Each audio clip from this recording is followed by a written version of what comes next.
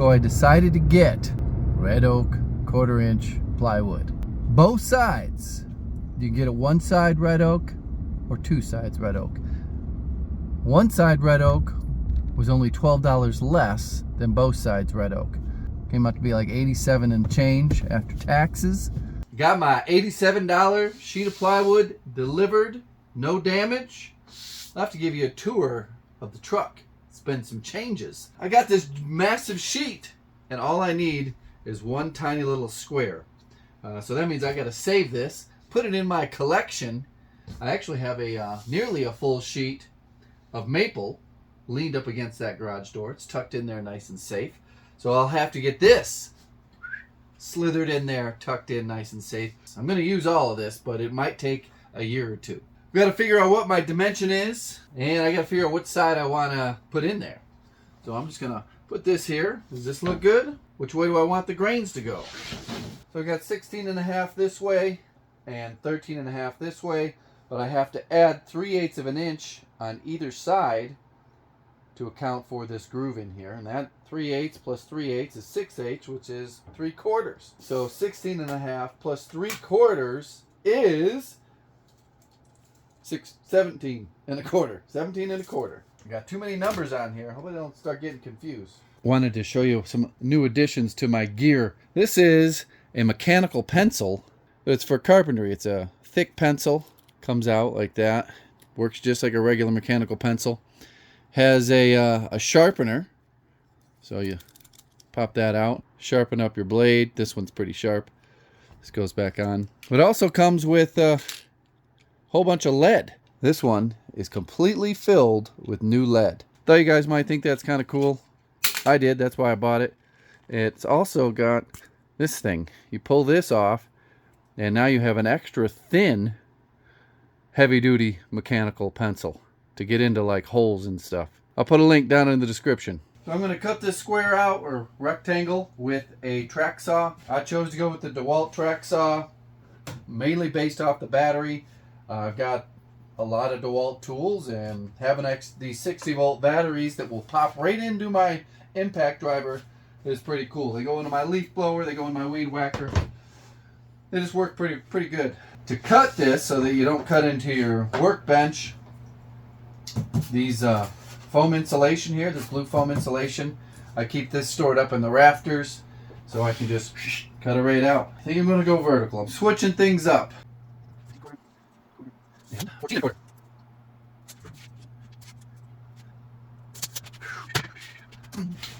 Now this is where you got to make sure you're cutting on the right side of the line. I've made this mistake late at night before when I'm working.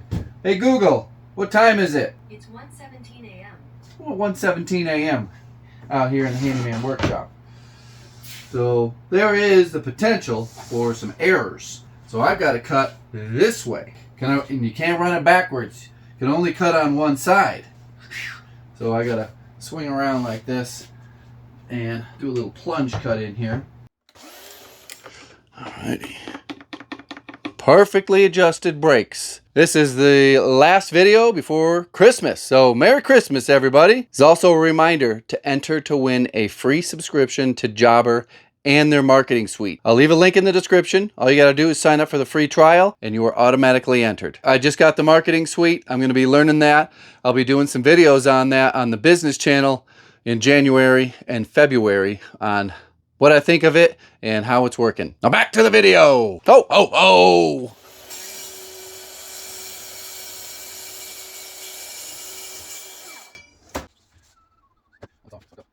This is supposed to be 14 1/4.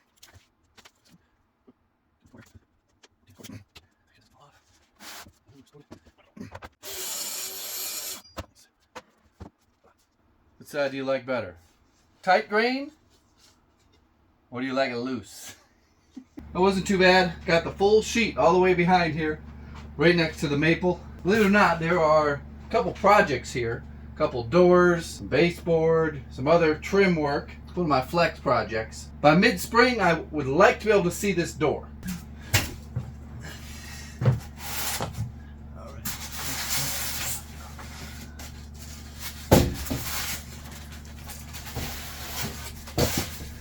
Oh, got me in the back. Oh! Alright. Shake it off. 20. I'm just going to give this area a buzz down. I got a buzz down. Glue's on here. Probably should scrape it before I sand it.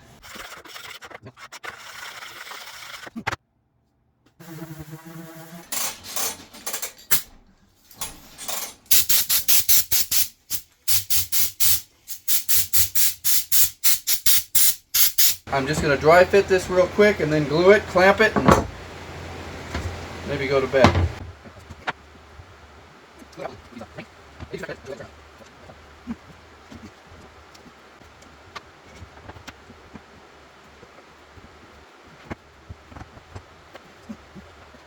Man, looks pretty good. So I want to pop these ends off, put the glue on the tongues.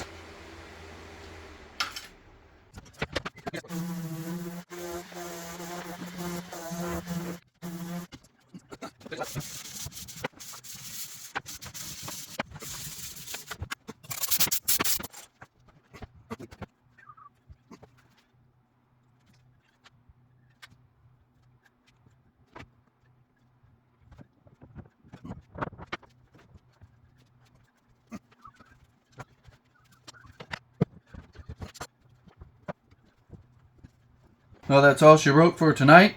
Glue is cleaned up, moved away from the other glue spots, so it's not going to get glued to the table. Clamped and perfectly flat. Sometimes when you clamp up a door like this, it can get a little wonky on you. And I have had to clamp it actually to a workbench. It being whatever I was working on, usually a door. See you in the morning. This workshop is quite the Easter egg hunt.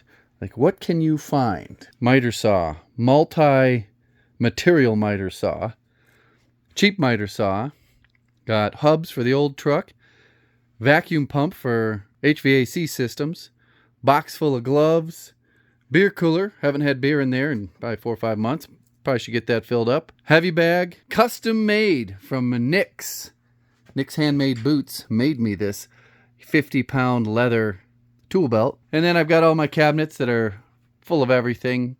This is kind of my 12-volt cabinet for working on campers and boats and things like that, solar systems. Diesel heater, propane tank, huge battery, table saw, joint compound, chainsaw, big tool chest, more cabinets.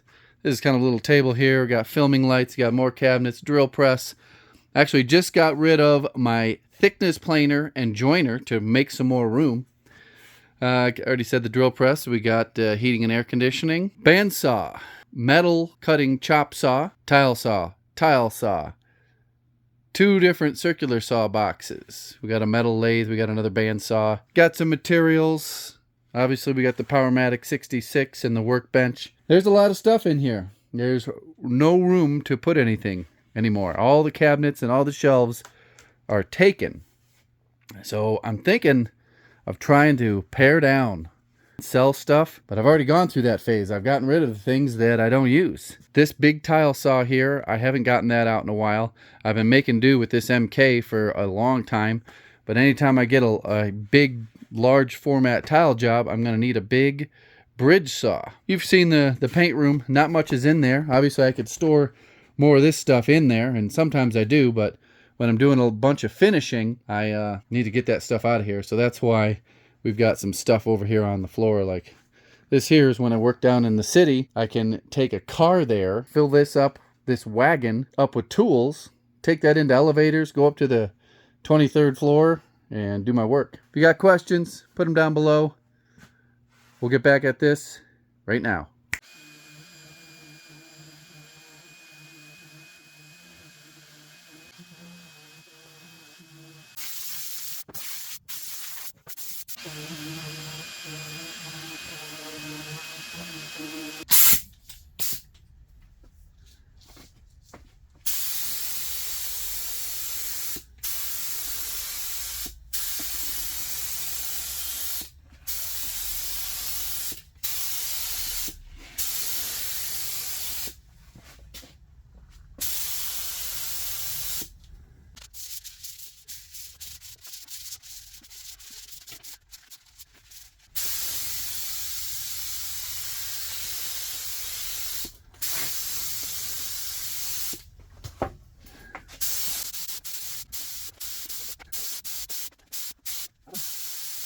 Looks pretty good for the back side.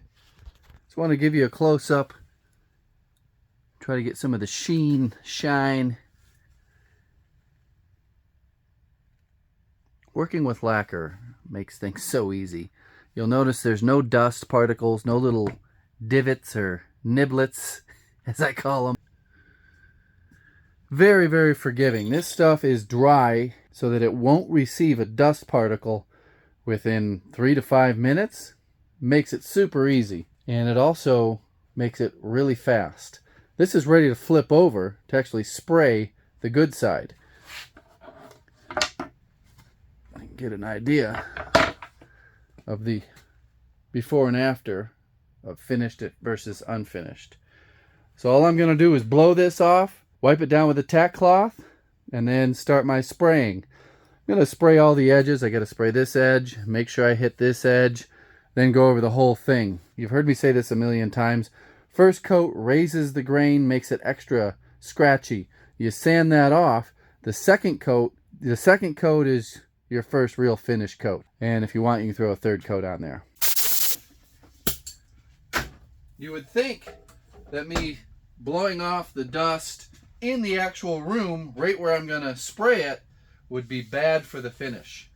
And some of those water-based finishes and oil-based finishes that take like an hour to just tack up, or 4 hours between coats, yeah, it would be bad. But for some reason, this has worked out amazing for me. And I've been doing this for several years now and made quite a bit of money off of this procedure here. All right, gotta get my mask. Don't want to lose any more brain cells. So I highly recommend this full face mask that I got. I use it for just about everything now. I don't mess around with those things that don't cover up my eyes.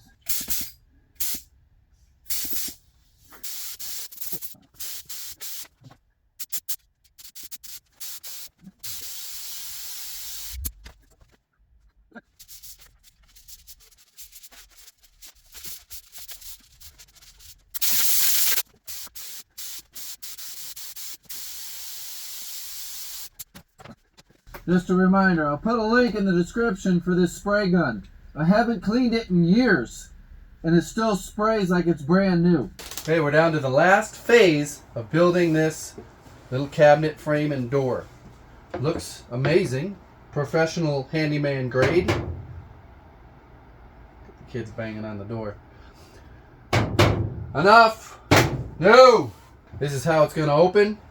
I looked around, made sure that it's oriented where just the best surfaces are going to be visible to the eyeball. I'm going to be putting European soft close hinges, Reliabuilt from Lowe's. 1 1/4 overlay. I have a jig to drill the hole from Craig Jig.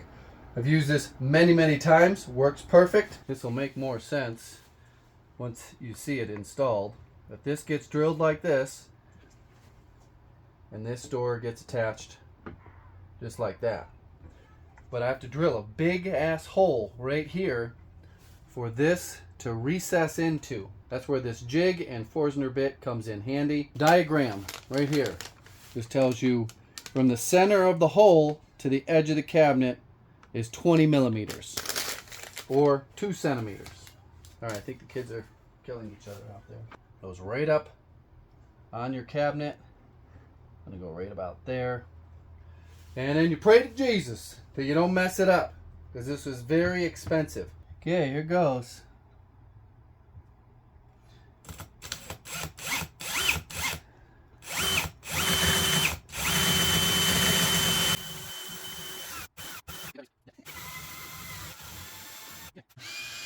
It's been a little while since I've done this, so my confidence level is, oh, that's perfect. It isn't the highest level confidence on this, but I think it came out perfect. I don't think we'll run out of battery on this one. 60 volt, 6 amp hour, fully charged.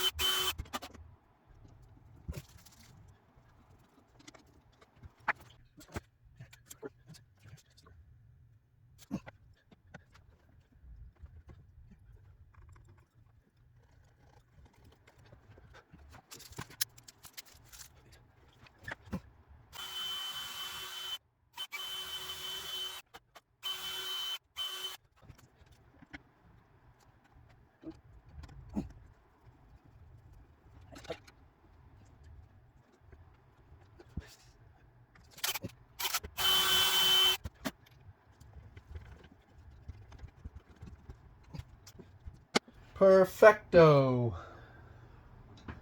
So we have to adjust it a little bit. How do we do this? This has to go out. This has to go in. Close up of what the hinges look like. There's adjustments all over for in and out, up and down, side to side. Put some bumpers on it and it's ready to glue to the wall.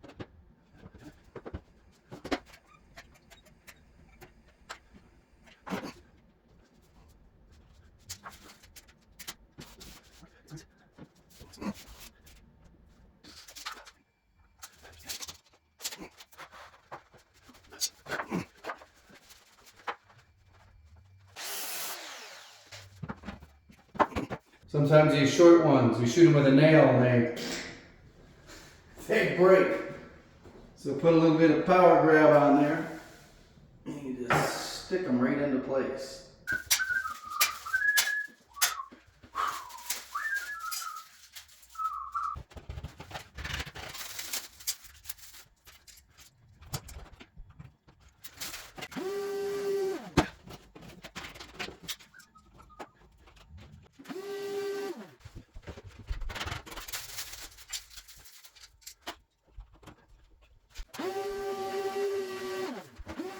This room is finally done. It was a big job. 2 to 2.5 times the amount of work to do this job as opposed to just starting with an unfinished basement. Remember, we had the old electrical that had to get rerouted. That video is on Patreon. I'll leave a link in the description. We're pulling electricity out of the room upstairs, out of this room, running new home runs, getting all that squared away. We had 2 layers of ceiling, old windows, asbestos floor tile, all sorts of paneling. Right over here we had a big closet that was covering this up. You might be wondering, what the heck are you going to do with this hole? Well, that's where you hang your favorite picture. Picture of the Handyman. Got 3 recessed downlights, puck lights, whatever you want to call them. You might be wondering, what about the doors? Well, the doors come from China. Isn't that interesting? Oak doors from China. Maybe we get some of them tariffs. The importer, which is an American business, will find a place in the United States of America to get oak doors. When those doors get here, I've got a couple other doors I'll be finishing. That'll be a whole other series and a whole other project way on down the road. We're moving on to something completely different starting tomorrow. Thanks for watching. Goodbye.